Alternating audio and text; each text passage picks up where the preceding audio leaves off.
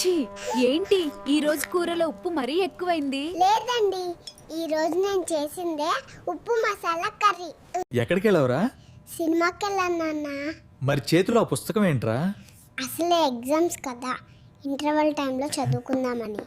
అదేంటి గులాబీ చెట్టు జామ చెట్టు కలిపి నాటుస్తున్నావు? గులాబీ చెట్టు జామ చెట్టు కలిపి నాటితే పెద్దయ్యాక గులాబ్ జాములు కాస్తాయని.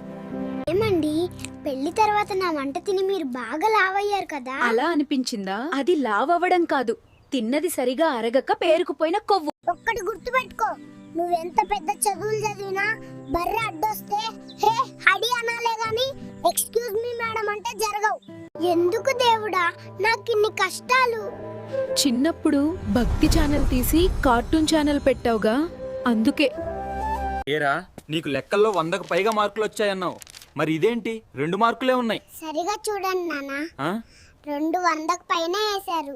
పెళ్లిళ్ళలో పసుపు ఎందుకు వాడతారు అంటే పెళ్లి అనే పెద్ద దెబ్బకి అది యాంటీబయోటిక్ అన్నమాట. గుర్తుంచుకోండి, మీకు నరకంలో కూడా చోటు దొరకదు. సర్లే, నువ్వున్న చోటుకి నేను రాకుండా చూసుకుంటాను. ఎంత మంచి సినిమా చూపించారండి, నవ్వి నవ్వి సగం ప్రాణాలు పోయాయి అనుకోండి. అయితే పద, అలాంటిదే ఇంకో సినిమా చూపిస్తా.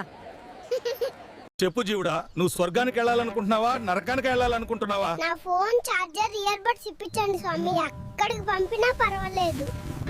మా హీరోయిన్ లా ఉన్నావు, 10 రూపాయలు దానం చేయమ్మా గుడ్డివాడిని. నువ్వు నిజంగా గుడ్డివాడివే.